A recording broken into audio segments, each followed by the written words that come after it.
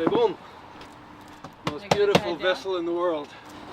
You know, it's the ultimate Canadian vessel. When you see it out on the landscape up in Georgian Bay, it has this sort of platonic ideal. It looks like it was built to be on that landscape. And you know what they say about being Canadian? A Canadian's somebody who knows how to make love in a canoe.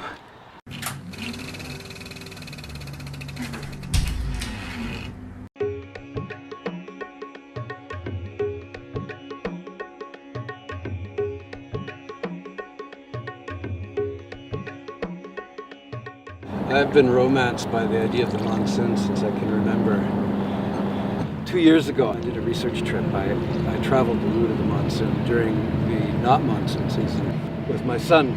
We spent a couple of weeks. We traveled right from the southernmost tip of India, right up to the northeast corner by the China border. I approached it as though the monsoon was a character.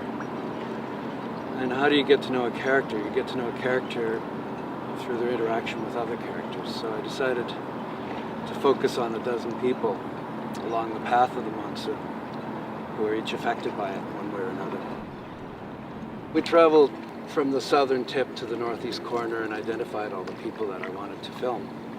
And then I went back the following year, crisscrossed the country. We followed, you know, each of our characters sort of from the beginning of the season through the middle and to the end. And got a sense of the character of the monsoon through the way that it interacted through those people.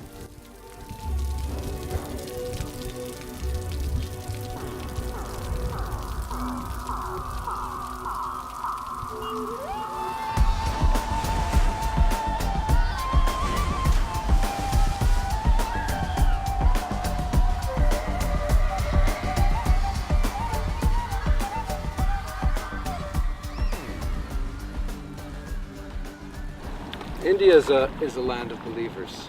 You know, everybody in India believes in God. It affects how they relate to everything. It affects how they relate to the monsoon. The monsoon is this big, powerful force that they have no control over. They can try to predict it, they can try to use the traditional knowledge, but ultimately it's a godlike thing.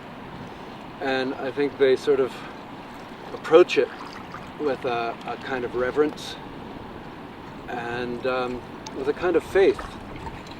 There's something about that I find really deeply moving.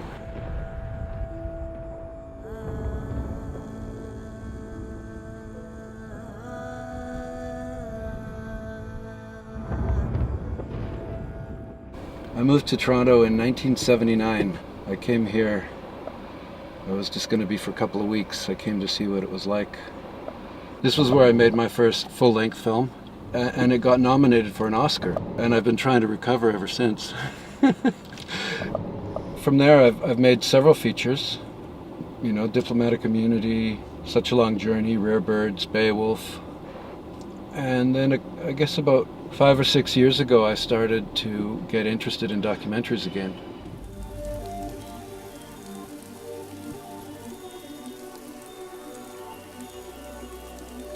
For me, it's very much the same thing.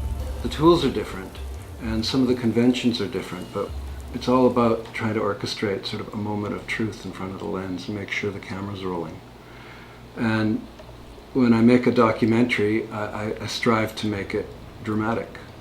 And when I make a dramatic film, I try to make it feel real.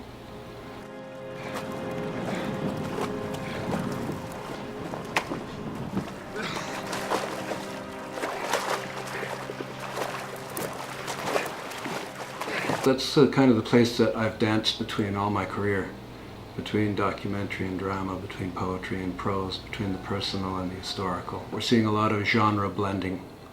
You know, documentary films using dramatic conventions, dramatic films using documentary conventions. All of the old rules have kind of gone out the window. I think I'm sort of a neo-romantic.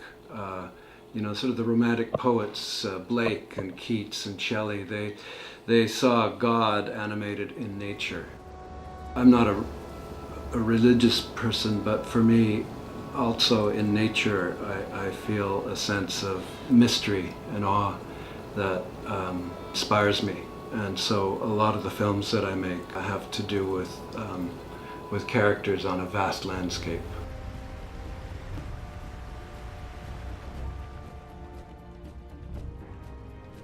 And the main character in the scene is the weather. And that's what Stellan said.